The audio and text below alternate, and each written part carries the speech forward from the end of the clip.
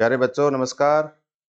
अपने question bank के solution में अपना अगले वाला चैप्टर है वो है जेनेटिक्स का। अपना है चैप्टर नंबर 8 यानी 8वां अपना चैप्टर है। और इस चैप्टर का नाम जो है ना वो क्या है, आनुवांशिकता, जिसको बोलते हैं जेनेटिक्स। और बहुत ही इंपॉर्टेंट चैप्टर है ये। इसमें से बहुत से क्वेश्चन आने की संभावना रहती है, आनुवांशिकता या जेनेटिक्स। ठीक है ना। अब देखो जेनेटिक्स वाला चैप्टर जो है ना, ये चैप्टर अपने सिलेबस में कुल कितने नंबर का है। चलो आपको लिखा देता हूं मैं, ये चैप्टर कुल कितने नंबर का है। और इस नंबर में देखो, ये ध्यान रखना है कि जेनेटिक्स यानी आनुवांशिकता वाला चैप्टर जो है ये अपने सिलेबस में है जेनेटिक्स यानी आनुवांशिकता, चैप्टर नंबर 8।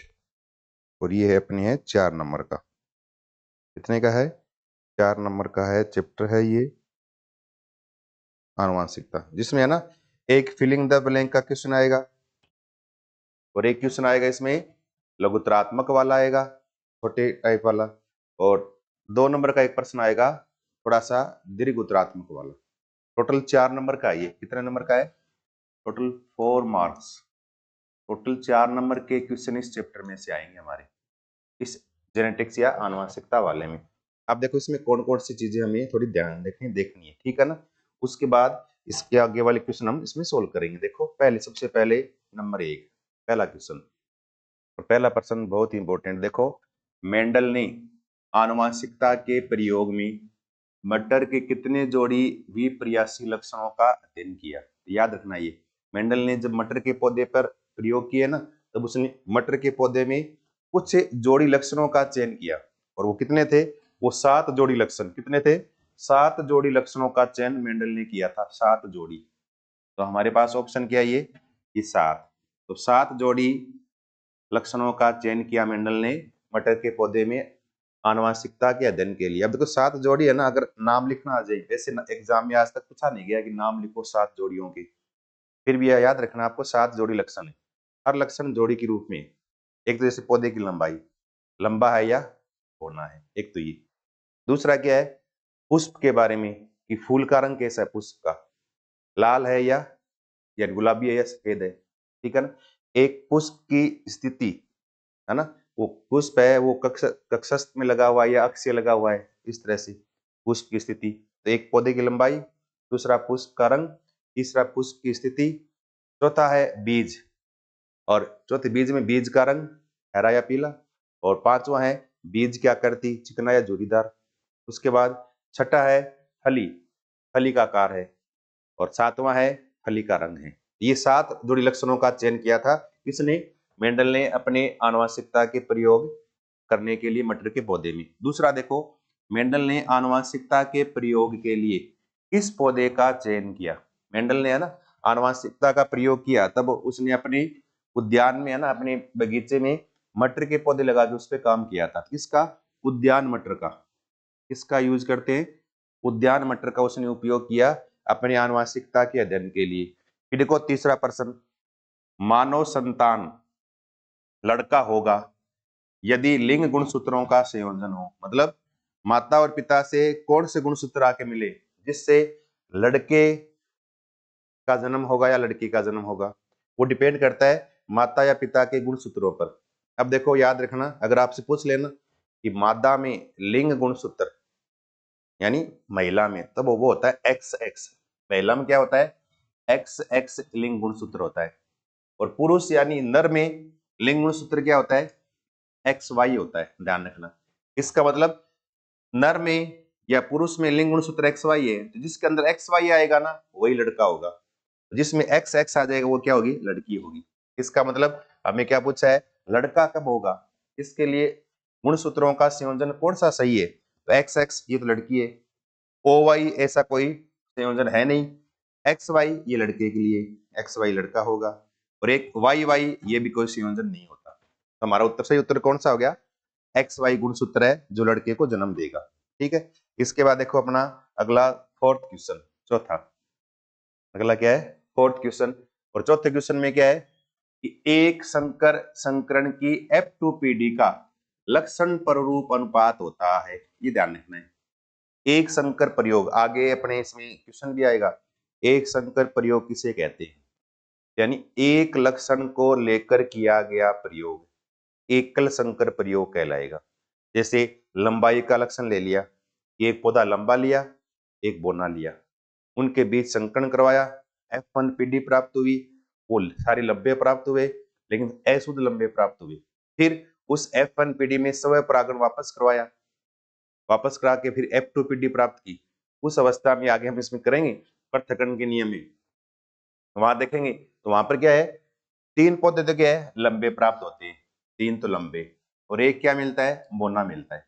बाहर से देखने से हमें 3 पौधे लंबे दिखाई देंगे, एक बोना दिखाई देगा, और बाहर से जो लक्षण दिखता है ना उसको बोलते हैं लक्षण प्ररूप अनुपात। इंग्लिश का नाम क्या है, उसको बोलते हैं फिनोटाइप। तो कई बार इंग्लिश का नाम हिंदी में लिखा हुआ आता है फिनोटाइप, तो लक्षण प्ररूप अनुपात नाम आ जाए या फिनोटाइप नाम आ जाए, तब क्या है 3:1। 3 तो क्या है लंबे पौधे और एक क्या है बोना।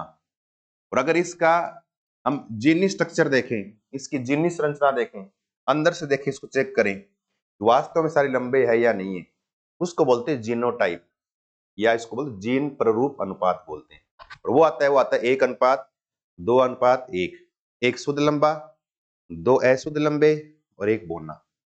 इसका मतलब 3 लंबे और एक बोना, 3 लंबे में एक शुद्ध लंबा और 2 अशुद्ध लंबे, 1:2:1, ये जीनोटाइप है। 3:1 ये क्या है फिनोटाइप या लक्षण प्ररूप अनुपात। हमें क्या पूछा है यहाँ, लक्षण प्ररूप अनुपात पूछा है किसका, एकल संकर प्रयोग का F2PD का। तो क्या होगा वो 3:1, 3 पौधे लंबे, एक पौधा क्या आएगा बोना, लक्षण प्ररूप अनुपात। और अगर ये आता ना जीन प्ररूप अनुपात बताओ, जीनोटाइप, तब क्या आता, ये आता 1:2:1 वाला ऑप्शन होता, ठीक है ना। इसके बाद देखो अगला 5वां प्रश्न, मटर का वानस्पतिक नाम है, यानी मटर का बोटनिकल नेम क्या है। जैसे जीव जंतु जितने भी है ना, पेड़ पौधे हैं, अगर जंतु है तो जंतुओं का विज्ञान की परिभाषा में उनका नाम लिखते हैं, उनको बोलते हैं जूलॉजिकल नेम, जानत्विक नाम। और पौधों का नाम लिखते हैं ना, उनको बोलते हैं बोटनिकल नेम, यानी वानस्पतिक नाम। तो मटर जो है ना, जिस पर मेंडल ने प्रयोग किए थे, उस मटर के पौधे का वानस्पतिक नाम क्या है, तब ध्यान रखना है कौन सा है वो, पाइसम सेटाइवम। याद रखना ये बहुत इंपॉर्टेंट है, क्या नाम है इसका, पाइसम सेटाइवम। ये मटर के पौधे का वानस्पतिक नाम पाइसम सेटाइवम। इसके बाद देखो अगला अपना छठा क्वेश्चन, और छठा क्वेश्चन है ना, ये छठे में क्या है कि वंशानुगति की कार्य इकाई कौन सी है, या क्रियात्मक इकाई कौन सी है।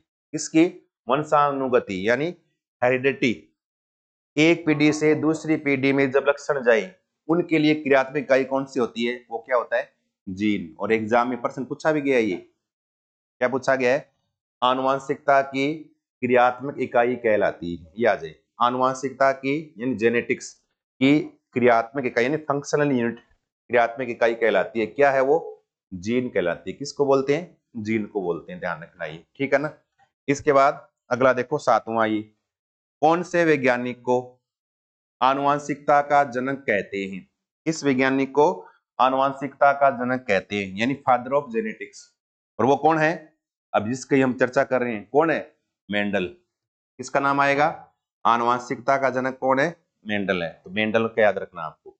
तो फादर ऑफ जेनेटिक्स कौन है, मेंडल है। ये हमारा अगला प्रश्न हो गया। इसके बाद देखो अपना अगला क्वेश्चन, और अगला प्रश्न जो है ना वो है 8वां। देखो अभी ये आ गया, एकल संकर संकरण को परिभाषित कीजिए। एकल संकर संकरण को परिभाषित किए, ये आ जाए एकल संकर संकरण प्रयोग को समझाइए, ये आ जाए।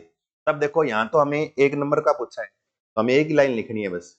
और अगर समझाइए बड़ा जाए 2 नंबर का, तब इसको पूरा लिखना पड़ेगा। फिर हमें देखो इसमें हमें लिखना क्या है, एकल संकर प्रयोग में देखो यहाँ हमें क्या लिखना है, थोड़ा वो ध्यान रखना है। क्या लिखना है, एकल संकर संकरण प्रयोग, क्या नाम है, एकल संकर संकरण प्रयोग। इसमें क्या लिखेंगे, यानी एक जोड़ी लक्षण को लेकर किया गया प्रयोग क्या कहलाएगा, एकल संकर प्रयोग कहलाएगा। तो क्या लिखेंगे, एक जोड़ी क्या लिखेंगे? एक जोड़ी लक्षण को लेकर किया गया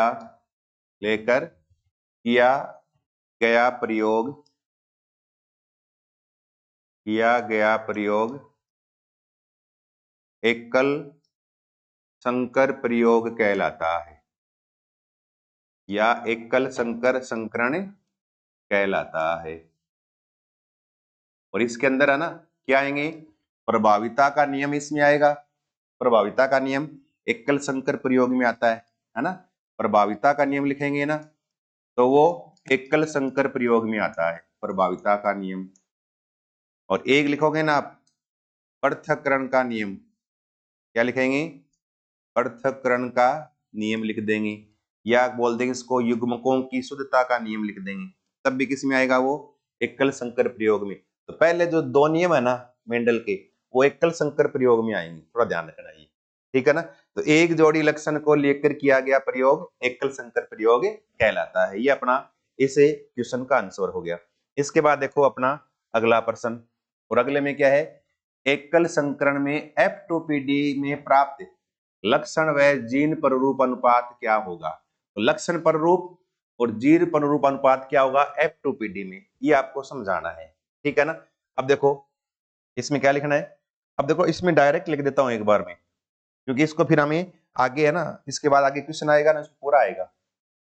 एकल संकर प्रयोग है ना, उसका F2PD लिखा ना। एकल संकर प्रयोग में F2PD में जीन पररूप अनुपात और लक्षण पररूप अनुपात बताइए। तो ध्यान रखना, एक तो लक्षण पररूप अनुपात, लक्षण पररूप अनुपात जिसको बोलते हैं फिनोटाइप।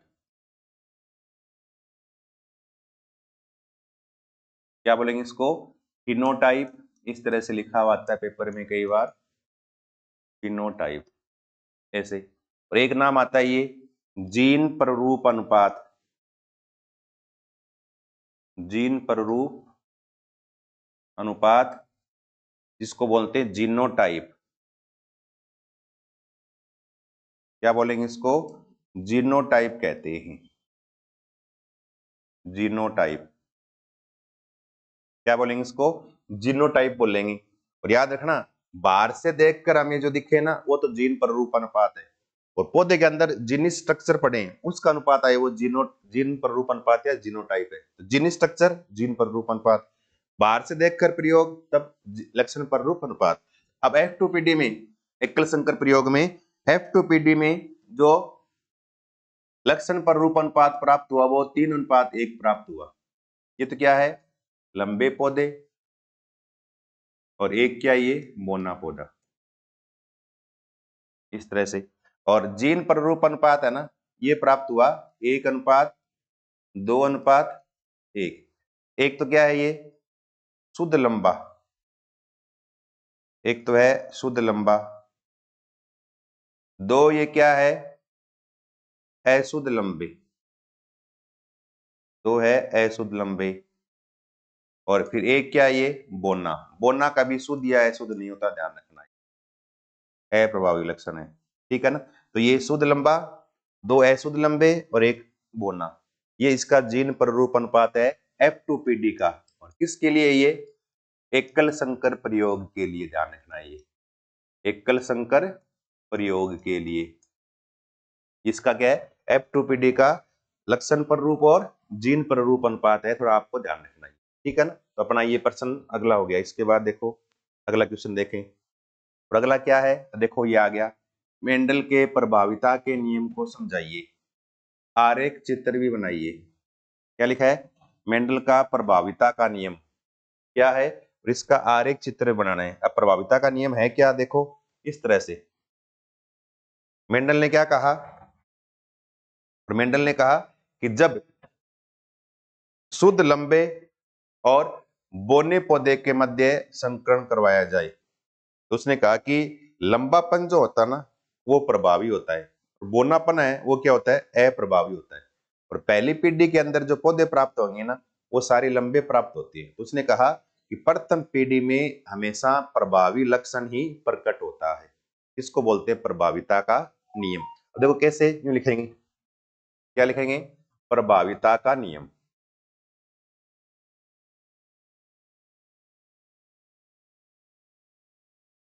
प्रभाविता का नियम। और इसमें क्या लिखेंगे प्रभाविता के नियम में, लंबापन प्रभावी लक्षण लिख लेंगे हम, ठीक है ना। और फिर लिख लोगे आप बोनापन, और क्या लिख लोगे, अप्रभावी लक्षण, अप्रभावी लक्षण ऐसे लिख लेंगे, ठीक है ना। और फिर क्या लिखेंगे, जब जब शुद्ध लंबे व बोने पौधे के मध्य, बोने पौधे के मध्य संकरण करवाया जाता है, के मध्य संकरण करवाया जाता है तो प्रथम पीढ़ी में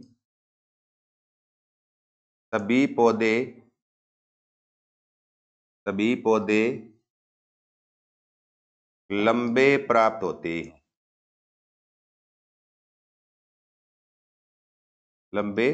होते हैं, अतः प्रथम पीढ़ी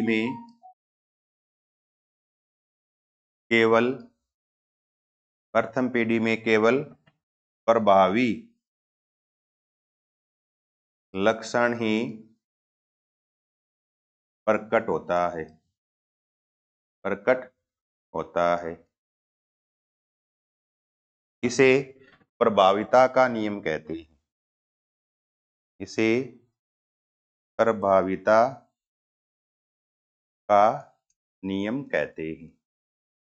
तो याद रखना है, क्या लिखोगे कि लंबापन प्रभावी लक्षण होता है और बोनापन अप्रभावी लक्षण होता है। जब शुद्ध लंबे और बोने पौधे के बीच में संकरण करवाया जाए तो पहली पीढ़ी में सभी पौधे लंबे प्राप्त होते हैं, अतः प्रथम पीढ़ी में केवल प्रभावी लक्षण ही प्रकट होते हैं। लंबापन लंबे प्राप्त, यानी लंबा क्या प्रभावी है, प्रभावी लक्षण ही प्रकट होते हैं, इसलिए इसको बोलते हैं प्रभाविता का नियम कहते हैं। अब देखो कैसे इसका आरेख कैसे बनाओगे, आरेख कैसे बनाना है देखो, लिख देंगे टी टी, ये तो क्या है, शुद्ध लंबा पौधा है, क्या ये शुद्ध लंबा पौधा है।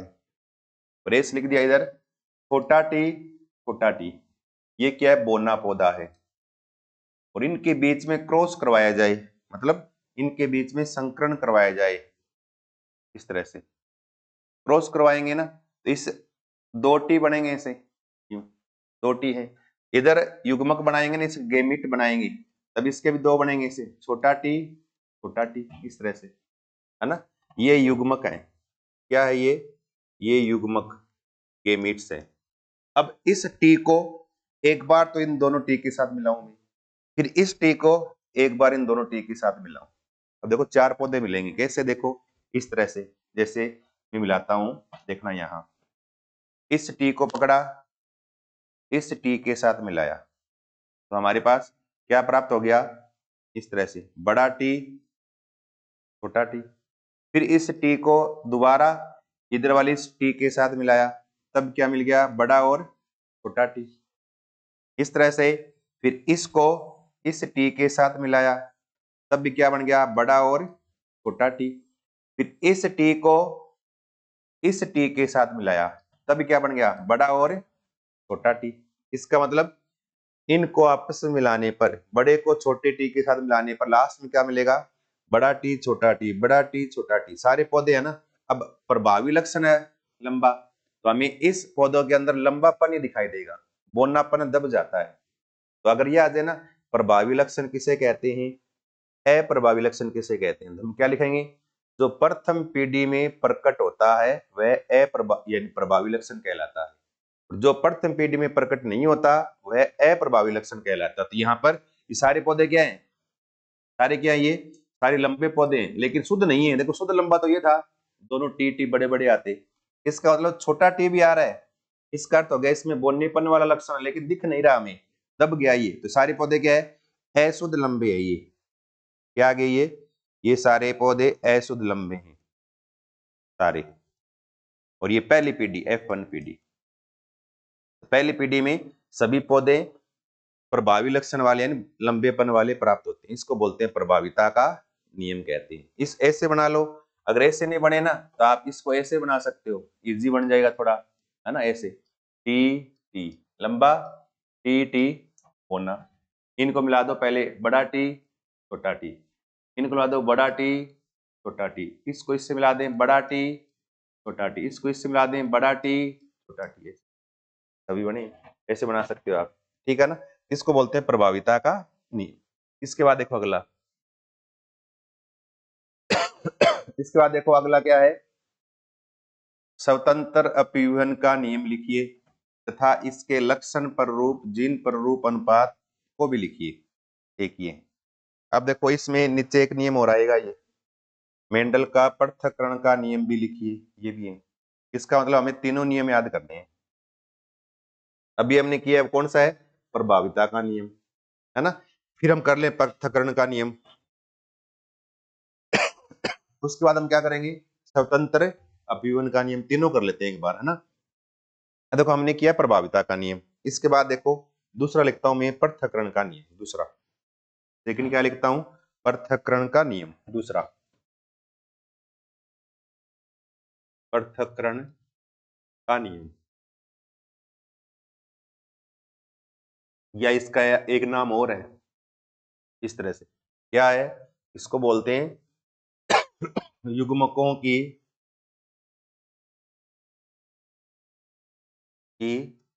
शुद्धता का नियम,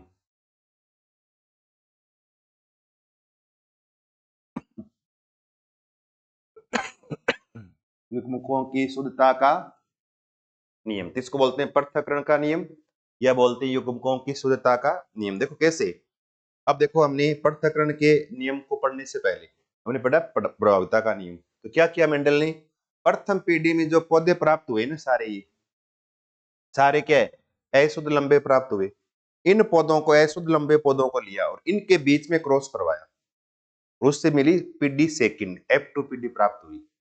उसमें कैसे पौधे प्राप्त हुए, वो कौन सा नियम है, पृथक्करण का, पृथक्करण का नियम है, ठीक है ना। अब उसने देखो कैसे क्या किया, उसने क्या किया, इस तरह से देखो क्या लिया, टी टी, ये क्या है, अशुद्ध लंबे,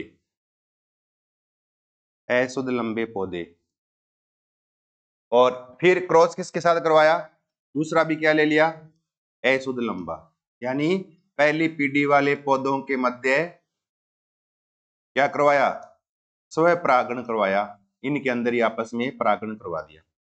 अब देखो यहाँ क्या बनेंगे, पहले युग्मक बनेंगे ऐसे,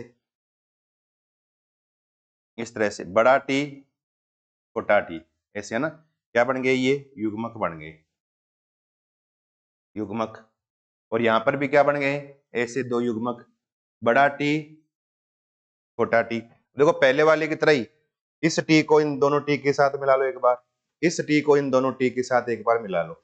अब देखो इसको मैं थोड़ा चक्कर बोर्ड विधि से, आप बनाना चाहो तो ऐसे बना लो, कोई दिक्कत नहीं, बना लो, थोड़ा मैं इसको चक्कर बोर्ड विधि से देखो ऐसे बना देता हूं, इस तरह से, यूं। तो यहां पर क्या है, इस तरह से देखो, यूं, बड़ा टी छोटा टी, यहां पर बड़ा टी छोटा टी।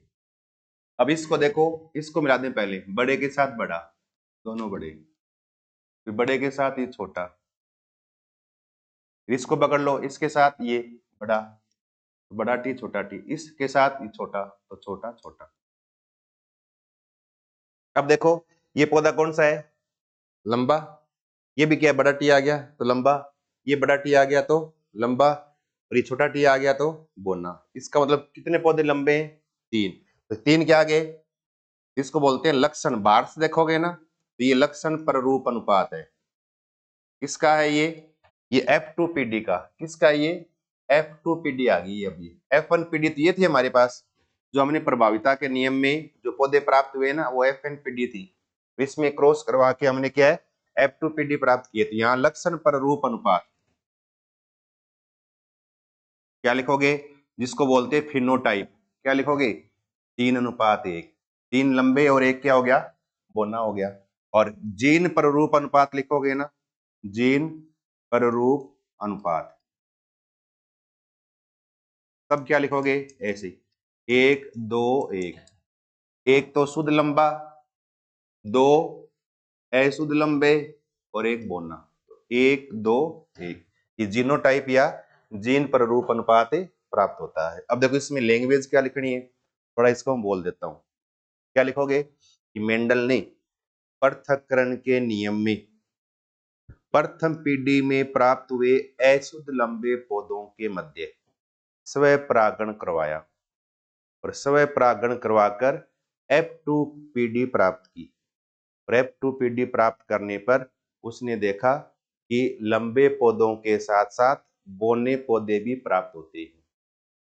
अतः प्रभावी लक्षण के साथ साथ अप्रभावी लक्षण भी प्रकट हो जाता है।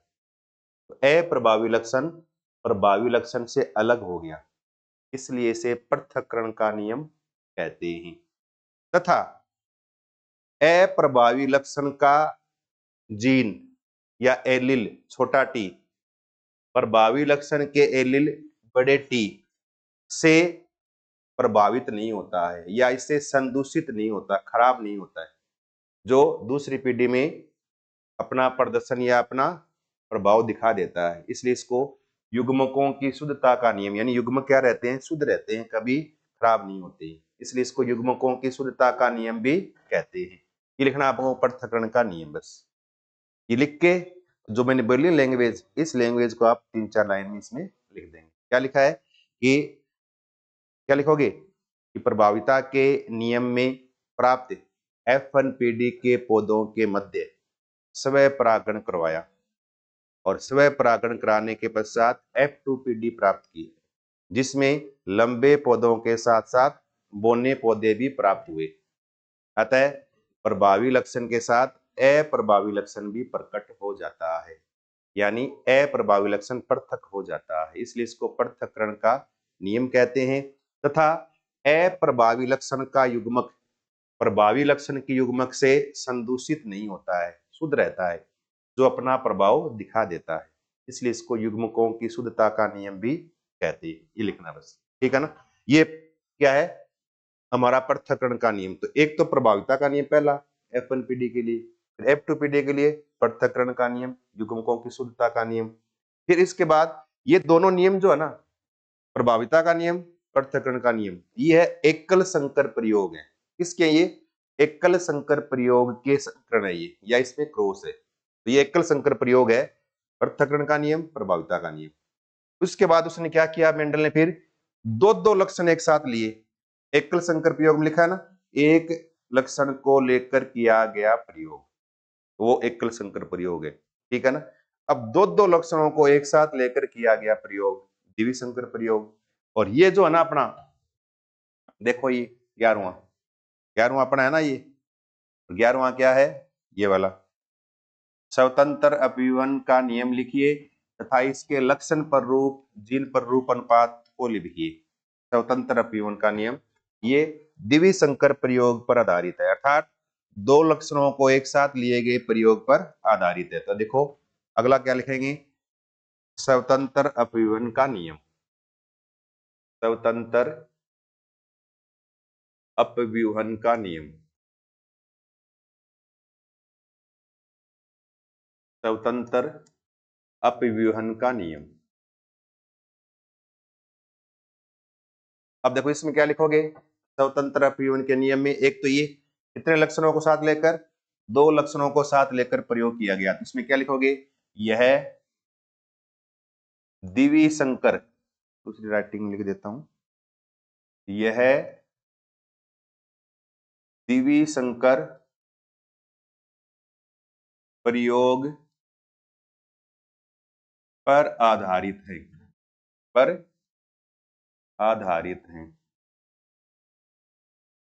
पहला पॉइंट लिखना है। और द्विसंकर प्रयोग क्या है? जिसमें दो लक्षणों को एक साथ लेके, तो अगला पॉइंट क्या लिखेंगे? इस नियम में या इस प्रयोग में, इस प्रयोग में मेंडल ने, इस प्रयोग में मेंडल ने एक साथ, मेंडल ने एक साथ, हाँ जी सर, हाँ रिकॉर्डिंग कर रहा हूं। इस प्रयोग में मेंडल ने एक साथ दो लक्षणों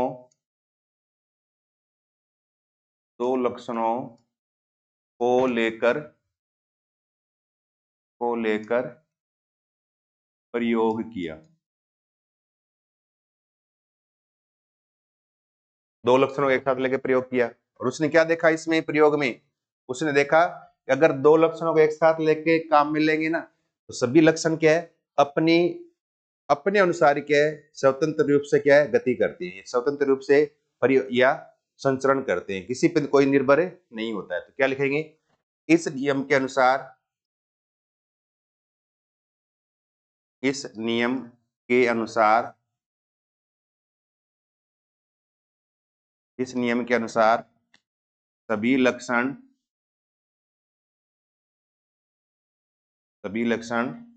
स्वतंत्र रूप से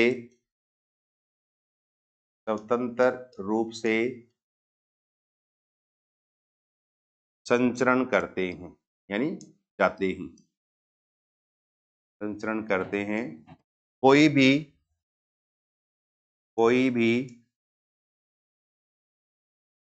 किसी पर निर्भर नहीं होता है, कोई भी किसी पर निर्भर नहीं होता है। इसको बोलते हैं स्वतंत्र अपीवन का नियम। अब है क्या देखो, अगर ये आप नहीं लिखोगे ना, इसमें आप एक लाइन लिख दो चाहिए आप, यह द्विसंकर प्रयोग पर आधारित है जिसमें दो लक्षणों को एक साथ लेकर प्रयोग किया गया। बस लिख के उसके बाद आप डायग्राम बना दोगे ना, तब भी आपका सही है, कोई दिक्कत नहीं है। देखो कैसे बनाएंगे डायग्राम। उसने क्या किया? दो लक्षण एक साथ लिए, लंबा पौधा ले लिया, और साथ में क्या किया उसने? लाल पुष्प वाला ले लिया। जैसे लाल लिख दूंगे हमें,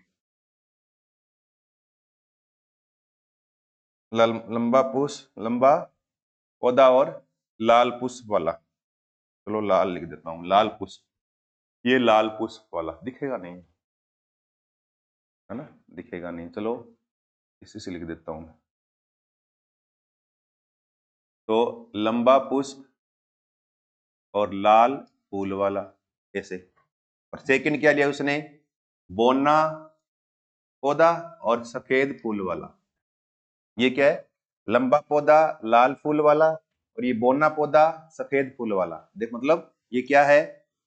शुद्ध लंबा व लाल पुष्प वाला, ये लाल पुष्प वाला। और ये क्या है? बोना व सफेद पुष्प वाला है, बोना व सफेद पुष्प वाला है। इनके बीच क्रॉस करवाया, तो क्रॉस करवाएंगे, देखो यहां पर जो गेमिट बनेंगे ना, युग्मक बनेंगे ऐसे, लंबा और एक लाल वाला आ गया इसमें, इसके अंदर ही लंबा और एक लाल वाला आ गया ऐसे। इसमें करोगे ना गेमिट बनाओगे इसके युग्मक, इसके अंदर बोना और सफेद वाला आ गया, इसके अंदर एक बोना और सफेद वाला, ये बन गए गेमिट यानी युग्मक बन गए। और फिर हम इससे प्रथम पीढ़ी प्राप्त करेंगे, प्रथम पीढ़ी।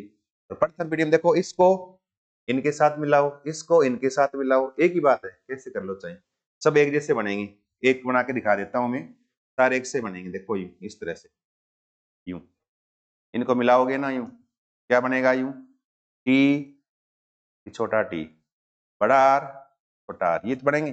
बड़ा टी छोटा टी, बड़ा आर छोटा आर, इससे मिलाओगे तो वही बड़ा टी छोटा टी, बड़ा आर छोटा आर, इसको ऐसे मिलाएंगे तो सेम बनेंगे ऐसे चार। ये क्या है, ये पौधा कौन सा है, ये अब शुद्ध लंबा नहीं है, क्या है, अशुद्ध लंबा और अशुद्ध लाल है। ये क्या है, अशुद्ध लंबा,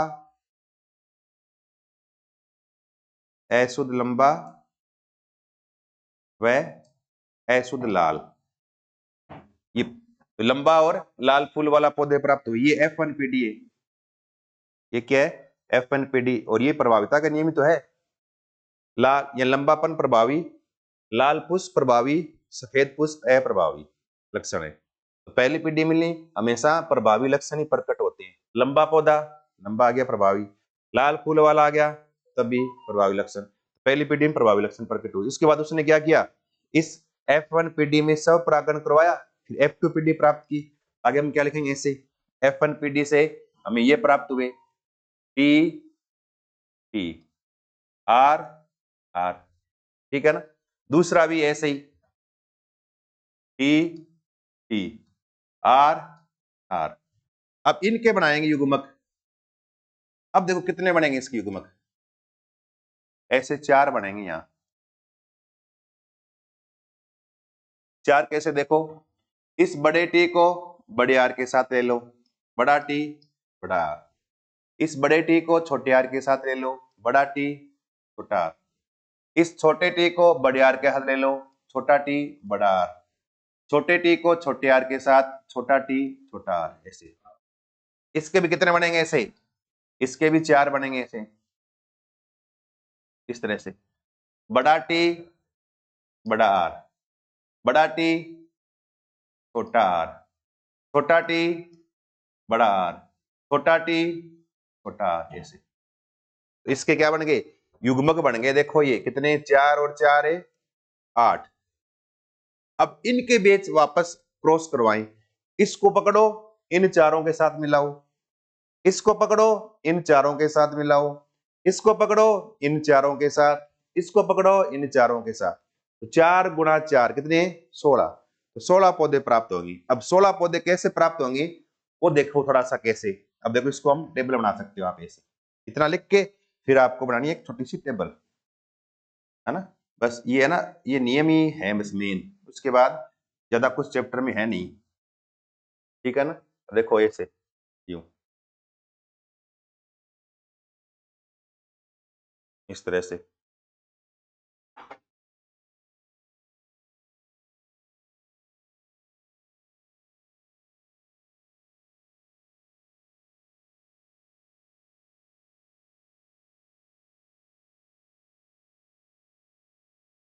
इस तरह से, है ना। आप यूं चार बना लो यूं,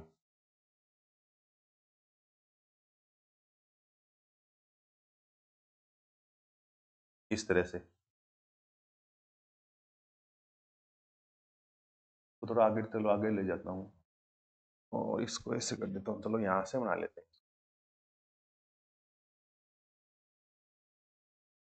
चौथा यहां बना देता हूँ, इस तरह से, ठीक है ना।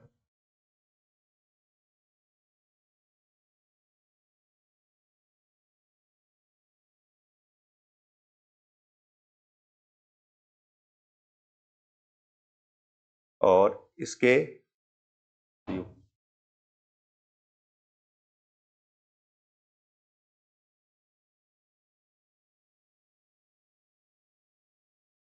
हो गया ना ऐसे, थोड़ा हो गया ना ये, 1 2 3 4 4 8 4 16, ठीक है ना। अब देखो कैसे, क्या लिया हमने, बड़ा टी बड़ा आर, है ना, बड़ा टी छोटा आर, छोटा टी बड़ा आर, छोटा टी छोटा आर, इधर तो ये लिए, ठीक है ना। इस साइड में देखो बड़ा टी बड़ा आर, सेम इस चार लेने, बड़ा टी छोटा आर, छोटा टी बड़ा आर और छोटा टी छोटा आर, इस तरह से, है ना। अब देखो, अब इनको आप मिला ही लोगे, कोई दिक्कत नहीं है, आप आराम से कर सकते हो, है ना, कहीं कोई परेशानी नहीं आएगी। दोनों बड़े बड़े हैं, बड़ा बड़ा आर आर, इनको देख लो, इसको बड़ा टी, बड़ा टी, बड़ा आर, दूसरा आर क्या है, छोटा है। इसको देख लो, इसके साथ बड़ा टी, छोटा टी, दोनों आर क्या है, बड़े हैं। ये देख लो, बड़ा टी, फिर इधर छोटा टी, बड़ा आर, छोटा आर, इस तरह से। ये देखो, इसको इससे मिला लें, बड़ा टी, बड़ा टी, बड़ा आर, छोटा आर। इसको देख लो, इससे दोनों बड़े टी हैं, दोनों छोटे आर हैं। इसको इससे देखो, एक बड़ा टी, एक छोटा टी, एक बड़ा आर, एक छोटा आर। इसको इससे मिलाएं लास्ट वाले से, तो बड़ा टी, छोटा टी, दोनों आर क्या है, छोटे, इस तरह से। इसको देखो, बड़ा टी, छोटा टी, दोनों आर क्या है, बड़े हैं। इसको इससे देखें, बड़ा टी, छोटा टी, एक बड़ा आर, एक छोटा आर। इसको इससे देखें, दोनों टी बड़े, छोटे, सॉरी, एक बड़ा, दोनों बड़े आ रहे हैं। इसको इस लास्ट वाले देखें, तो बड़ा टी, ये छोटा टी, बड़ा आर और छोटा आर। इसको इससे करें, बड़ा टी, छोटा टी, बड़ा आर, छोटा आर। इसको इससे करें तो बड़ा टी, छोटा टी, बड़ा, ये दोनों आ क्या है, छोटे हैं। इसको इससे कराएं तीसरे से, तो दोनों टी छोटे हैं और एक आर बड़ा, एक आर छोटा। लास्ट वाले से टी छोटा, आर छोटा, टी छोटा, आर छोटा, दोनों छोटे, दोनों छोटे, इस तरह से हमें 16 पौधे प्राप्त होते हैं। देखो 16 में कौन कौन से प्राप्त होंगे, अब देखो इसके आपको अनुपात लिखना है। यहाँ अनुपात आप लिख सकते हो आराम से। पहले देखें, लंबे और लाल फूल वाले, ये क्या है, लंबा लाल पुष्प वाला, लंबा लाल फूल वाला, ये भी लंबा और लाल फूल वाला, ये भी लंबा और लाल फूल वाला, ये भी लंबा और लाल फूल वाला, ये भी, अब ये लंबा और सफेद फूल वाला आ गया। दोनों छोटे आ जाएंगे तब सफेद फूल आएगा, अगर एक बड़ा आ रहा है तो लाल रहेगा। ये देखो, लंबा और लाल फूल वाला, अब ये सफेद फूल वाला हो गया। ये लंबा और लाल फूल वाला, ये लंबा और लाल फूल वाला, ये बोना है, ये बोना है, ये लंबा और लाल फूल वाला, ये लंबा और सफेद फूल, ये बोना और लाल फूल, ये बोना। कितने हो गए देखो, 1 2 3 4 5 6 7 8 और 1 9, तो 9 हो गए ना। ये 9 तो क्या है, लंबे और लाल फूल वाले हैं 9 पौधे। तो फिर देखो, ये देखो, ये क्या है, लंबा और सफेद फूल वाला है, लंबा, दोनों आर छोटे, सफेद फूल, लंबा और सफेद फूल एक, ये लंबा और सफेद फूल है ना। फिर देखो, ये बोना, ये बोना, ये लंबा और सफेद फूल, ये बोना, ये बोना। कितने हो गए, 1 2 और 3, 3 क्या हो गए, 3 है लंबे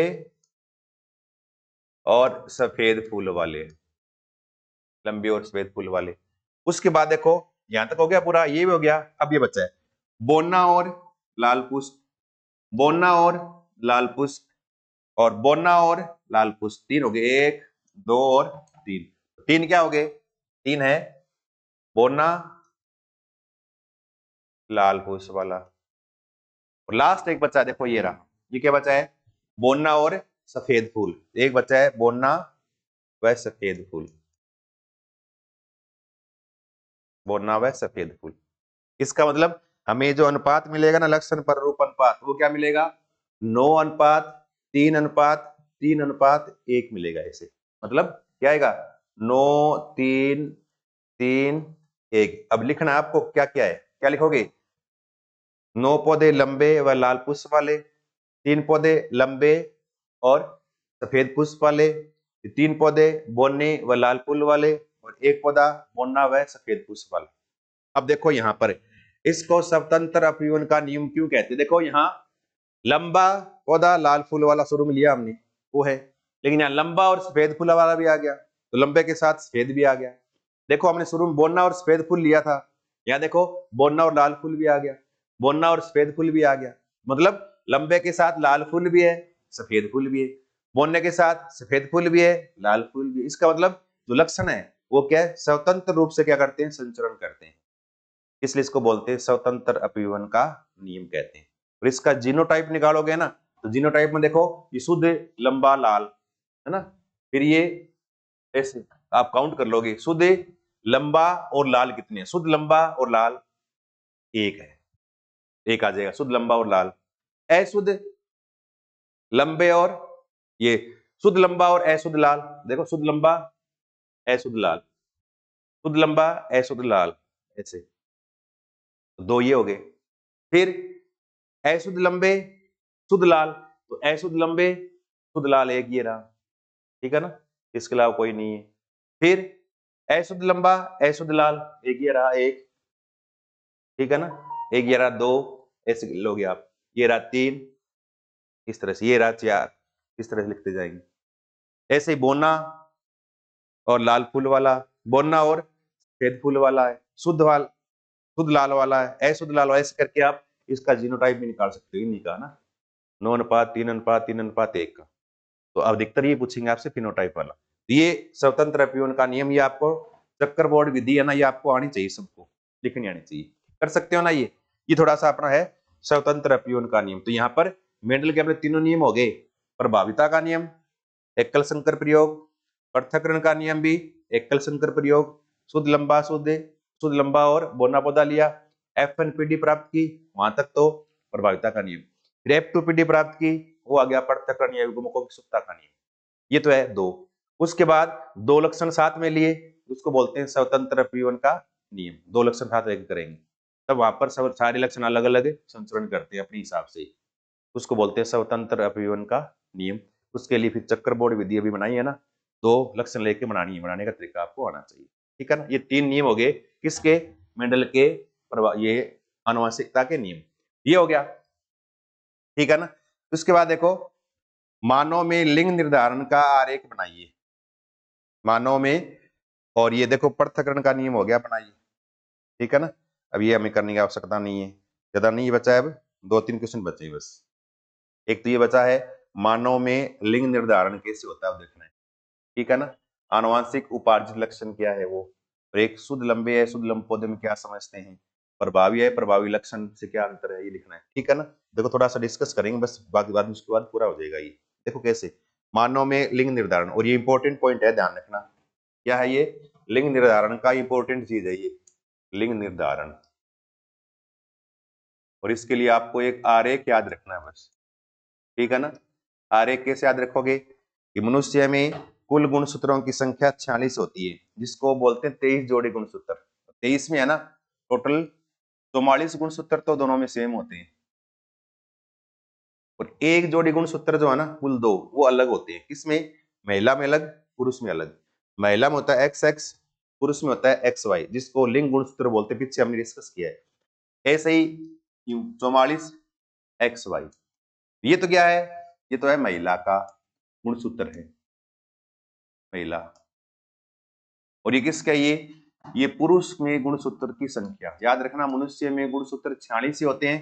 देखो 44 45 46, 44 45 46, तो 44 तो सेम होते दोनों में, पुरुष हो या चाहे महिला हो। एक जोड़ी यानी कुल दो गुणसूत्र अलग होते हैं, XX या XY, इनको बोलते हैं लिंग गुणसूत्र बोलते हैं, ठीक है ना। और 44 गुणसूत्र है ना, ये सेम है, इनसे बॉडी का निर्माण होता है, इनको बोलते हैं कायिक गुणसूत्र। बॉडी बॉडी यानी कायिक, उसका निर्माण करते हैं, उसके निर्माण में भाग लेते हैं। बाकी ये लड़की होगा लड़का होगा, ये XX और XY भाग लेंगे।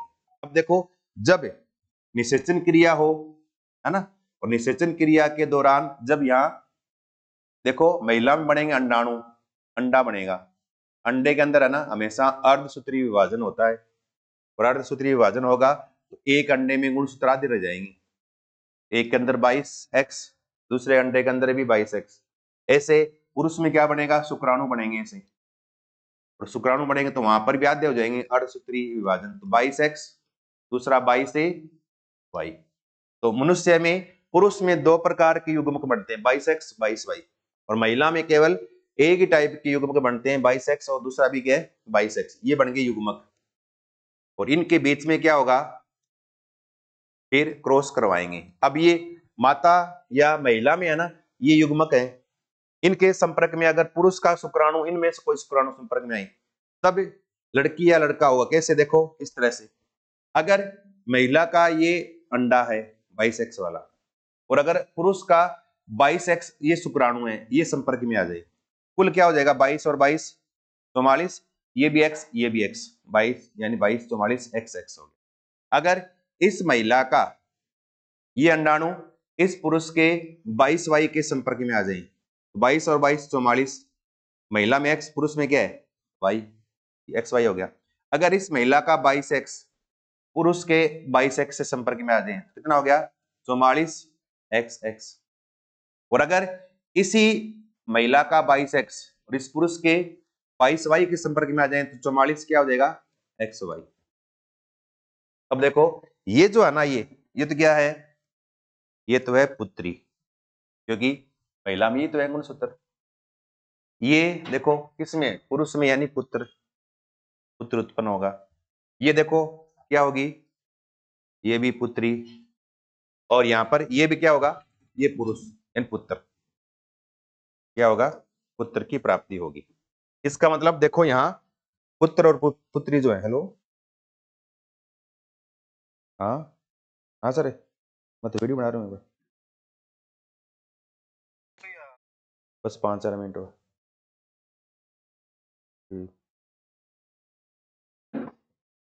तो यहां पर क्या है, पुत्री है, यहां पर ये पुत्री, पुत्र में ये और ये कितने हो गए, पुत्र भी आधे, आदि पुत्री। इसका मतलब महिला और पुरुष में है ना, पुत्र और पुत्री होने की संभावना क्या होती है, 50-50% होती है। कितनी होती है, 50-50%। 50% पुत्री हो सकती है, 50% संभावना है कि पुत्र हो सकता है। अब देखो महिला में तो क्या है, दोनों गुणसूत्र युग्मक बने हैं, वो सेम बने हैं, लेकिन पुत्र की प्राप्ति कहां से होती है, इस वाई गुणसूत्र से, और ये कहां है, पुरुष में। इसलिए पुत्र हो या नहीं हो, ये डिपेंड किस पे करता है, ये पुरुष पे करता है, न कि महिला पे। इसलिए महिला को दोष देना ठीक है नहीं है। इस तरह से आपको लिंग निर्धारण करना है। तो इसको देखो, इसको आप परिभाषा या लैंग्वेज में 2-4 लाइन लिख सकते हो कि मनुष्य में कुल गुणसूत्रों की संख्या 46 होती है, जिनमें 44 गुणसूत्र महिला व पुरुष दोनों में समान होते हैं। एक जोड़ी गुणसूत्र महिला में XX व पुरुष में XY होता है। युग्मक निर्माण के दौरान महिला में एक प्रकार के युग्मक 22X बनते हैं और पुरुष में 2 प्रकार के युग्मक 22X व 22Y बनते हैं। जब इन युग्मकों के मध्य संकरण होता है तब पुत्र व पुत्री की प्राप्ति होती है, जिसमें प्राप्त होने की संभावना दोनों की 50-50% रहती है। फिर ये आपको इसलिए डायग्राम बना देंगे, अगर लिखो नहीं ना, ये बना दो तब भी आपका चल जाएगा, तब भी घबराने की आवश्यकता नहीं है, ठीक है ना, कर लोगे। ये है मनुष्य में लिंग निर्धारण का यहां तक, ठीक है। इसके बाद देखो आनुवांशिक व उपार्जित लक्षणों में क्या अंतर है। अगला प्रश्न क्या है, आनुवांशिक व उपार्जित लक्षणों में क्या अंतर है। आनुवांशिक लक्षण यानी वे लक्षण जो माता पिता से संतति को प्राप्त होते हैं, उन्हें आनुवांशिक लक्षण कहते हैं। और उपार्जित लक्षण क्या लिखेंगे, वे लक्षण जिन्हें जीव बाहरी वातावरण के संपर्क में रहकर यानी अर्जित करता है, उनको उपार्जित लक्षण कहते हैं। इसका मतलब अब देखो अंतराजय दोनों तरफ आप सारणी बनाएंगे, एक तरफ लिखो आनुवांशिक लक्षण, एक तरफ लिखेंगे फिर उपार्जित लक्षण, ठीक है ना। आनुवांशिक में क्या लिखेंगे, संतति में प्राप्त होने वाले वे लक्षण जो इनके माता पिता से प्राप्त होते हैं, उन्हें आनुवांशिक लक्षण कहते हैं, जो एक पीढ़ी से दूसरी पीढ़ी में जाते हैं। और उपार्जित में क्या लिखोगे, वे लक्षण जो संतति को वातावरण से प्राप्त होते हैं, उन्हें उपार्जित लक्षण कहते हैं। ये पीढ़ी दर पीढ़ी आगे संचरण नहीं करते हैं, ठीक है ना, उनको बोलते हैं उपार्जित लक्षण कहते हैं। ये आप इनमें अंतर लिख सकते हो, मैंने बोला है ना, उसको आप पॉज करके अपनी सारणी बना के लिख सकते हो। फिर देखो पृथक्करण का नियम अपना हो गया। फिर देखो शुद्ध लंबे व अशुद्ध लंबे पौधे में से क्या समझते हो। तो शुद्ध लंबा यू लिखा है ना हमने TT, और अशुद्ध लंबा क्या लिखा है ऐसे TT, यानी वे पौधे जिनमें एक लक्षण को नियंत्रित करने वाले दोनों एलील एक जैसे हो, दोनों एलील जिनको बाद में जीन कहा गया ना, तो दोनों एलील एक जैसे हो, उन्हें शुद्ध लंबा पौधा कहा जाता है या शुद्ध लंबे पौधे कहा जाता है। और वे पौधे जिनमें लंबेपन के लिए जिम्मेदार दोनों एलील एक समान नहीं हो, उनको क्या बोलते हैं, अशुद्ध लंबे पौधे कहा जाता है। अगर ये आ जाएगा ना आप ऐसे लिख दोगे ना, शुद्ध लंबा टी टी, अशुद्ध लंबा टी छोटा टी, तब भी आपका सही मान लेते हैं, ठीक है ना। क्या लिखोगे, शुद्ध लंबे में वे लंबे पौधे जिनमें लक्षण का नियंत्रण करने वाले दोनों एलील लंबे या दोनों समान टीटी हो, बड़े बड़े टीटी हो, वो तो शुद्ध लंबे। और जिनमें लंबाई का नियंत्रण करने वाले दोनों एलील समान नहीं हो, कैपिटल टी स्मॉल टी हो, उनको अशुद्ध लंबे पौधे कहा जाता है। फिर देखो प्रभावी लक्षण, अप्रभावी लक्षण में क्या अंतर है, पीछे बोल दिया मैंने। प्रभावी में क्या लिखोगे, क्या लिखोगे प्रभावी में, वे लक्षण जो प्रथम पीढ़ी में प्राप्त होते हैं या वे लक्षण जो प्रथम पीढ़ी में प्रकट होते हैं उन्हें प्रभावी लक्षण कहा जाता है। एक पॉइंट तो ये। अप्रभावी में क्या लिखोगे, सारणी बना के लिखना है। अप्रभावी में क्या लिखोगे, वे लक्षण जो प्रथम पीढ़ी में प्रकट नहीं होते उन्हें अप्रभावी लक्षण कहा जाता है। क्या लिखना है, प्रभावी में वे लक्षण जो प्रथम पीढ़ी में प्रकट होते हैं उन्हें प्रभावी लक्षण कहते हैं। और अप्रभावी में क्या लिखना है, वे लक्षण जो प्रथम पीढ़ी में प्राप्त या प्रकट नहीं होते उन्हें अप्रभावी लक्षण कहते हैं। लिखना प्रभावी में, जैसे लंबापन, अप्रभावी जैसे बोनापन, ऐसे। पुष्प का रंग लाल रंग प्रभावी, बोना या सफेद रंग क्या है, अप्रभावी। ऐसे एग्जाम्पल भी आप लिख सकते हो, ठीक है ना। ये अपना यहां तक आज ये आनुवंशिकता वाला चैप्टर पूरा हो गया। ये क्या हो गया, ये हमारा यहां तक जेनेटिक्स वाला पूरा होगा, आनुवंशिकता वाला, ठीक है ना। तो ये आनुवंशिकता में हमारे को ये 15-16 क्वेश्चन करने हैं ये, ठीक है ना। अगर ये इतने क्वेश्चन कर लोगे ना तो आपके लगभग इसमें जो अपने 4 नंबर का चैप्टर आपका पूरा क्लियर हो जाएगा और एग्जाम में इसमें आपको कहीं दिक्कतें नहीं आएगी, ठीक है ना। कल अपन इसमें करेंगे आगे वाला अपना, इसके बाद आगे 9वां चैप्टर आएगा ये, जिसको प्रकाश यानी लाइट बोलते हैं, जिसके अंदर अपवर्तन परावर्तन है ना सारे पढ़ेंगे, उसमें लेंस वगैरह सारे इसके अंदर आएंगे, ठीक है ना। तब तक के लिए धन्यवाद, नमस्कार।